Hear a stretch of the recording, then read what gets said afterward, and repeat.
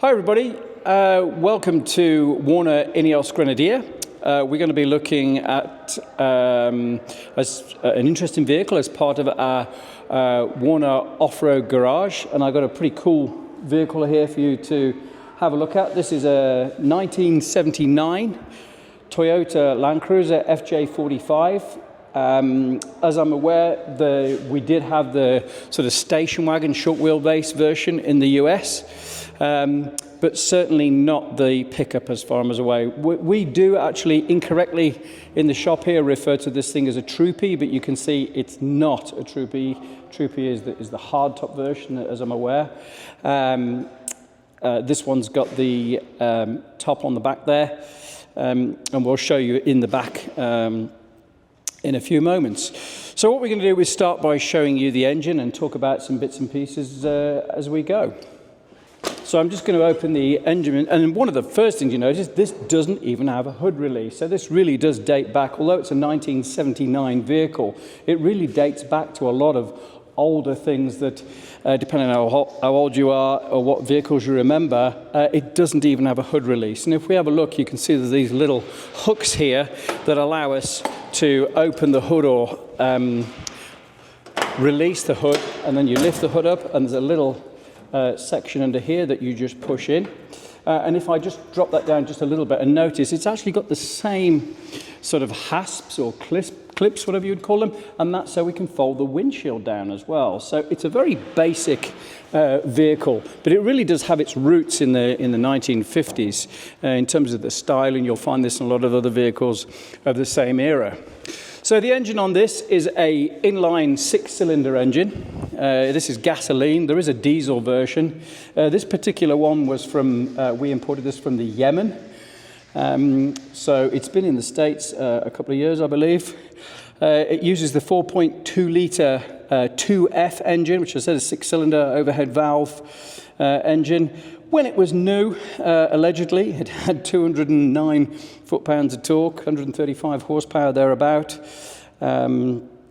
It has a 4-speed manual transmission, standard 2-speed transfer case, so you have high-low, high-4. You can see it is running on leaf springs. This one is running on drum brakes. So it's a pretty basic machine, but this is how a lot of cars used to be. Wheelbase on this one, I think they call this the extra wheelbase, but it's a 116-inch wheelbase on this particular one. They built these all over the world. I think this is a Japanese one, but they also built them. Bizarrely, they built this thing up in Japan up until 1984, which is crazy when you think of the shape of it. It pretty much ran on for a long, long time. They carried on making it in Venezuela up until 1986, and they made it in Brazil until 2001. And it was pretty much like this, a few minor spec differences, but that's pretty much what it was. So originally, Land Cruiser started in 1951, first came to the United States in 1958, and there's lots of variants of this, depending on different markets that you see throughout the world.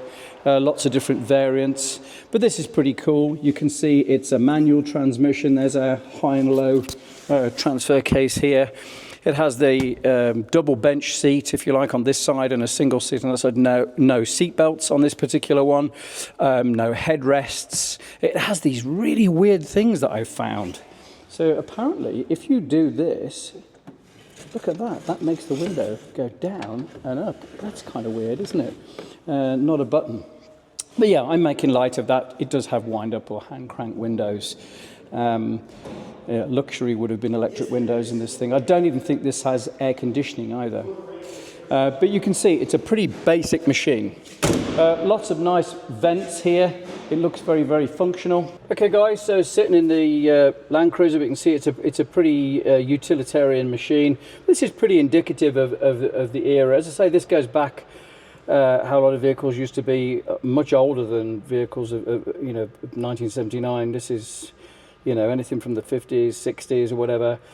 Whether you're talking about Jeeps, Land Rovers, Broncos, International Scouts, that sort of thing. But this is a great, it is designed primarily to do a job. But now that it's a little bit older, it's actually pretty cool. So one of the things to note, it's got rubber carpets inside, or rubber floors. Obviously manual transmission, manual handbrake. Here's our heater. That literally is the heater over here. The radio. It has a choke. So there's no fuel injection. It's a carburetor. The carburetor has actually been replaced on this with another one. And notice how the instrument pack on this particular one, this is left-hand drive obviously, but notice how the instrument pack is the same shape as the glove compartment, so that it can be easily interchanged, so you just have one common panel. Yeah, nice big steering wheel. There's no power steering on this as far as I'm aware, so a big wheel was always important, not too big obviously, so that you could literally steer the thing, especially when you're off-road. Obviously 3 pedals because it is a stick shift. Nice, these are actually, probably doesn't come out on camera, but these are vinyl seats. And it's got this kind of played tartan effect on it, which is pretty cool. Kind of the shape of a Troopy, which is pretty cool. And I think actually in some markets they do a 4-door Troopy, which is pretty rare. But this is a pickup, so it obviously look very different with this. This is like a vinyl effect. It's not canvas. It's got the windows in. It's got the bench seats in here. There's obviously no seat belts, and it's got a standard tailgate. So this would unbolt if you did want to use it as a pickup truck. It's got the big steps on the back, but it pretty is in original condition. It does have some minor little marks and scuffs on it, but it is in original condition, and it's a pretty cool truck, to be honest. And you can see under there we've got the back axle. Leaf springs. It's a pretty basic layout, spare tyre under there. Yeah, it's one of the reasons that these things go on forever, because they are absolutely very, very simple. Okay, everybody, there you go. There is the FJ45 Land Cruiser. If you've got any questions about this, I knew a little bit about Land Cruisers before, but mostly the newer stuff, not stuff this old. But if you've got any questions, comments, or there's something I've said that's not entirely correct, please put them in the comments. It's always the best learning thing, right, to read the comments. We've got some other cool vehicles to show you as we're going to do more of these podcasts. We've got a whole bunch of different cool vehicles to show you. But if you're interested in this, please get in touch, and we'll see you soon.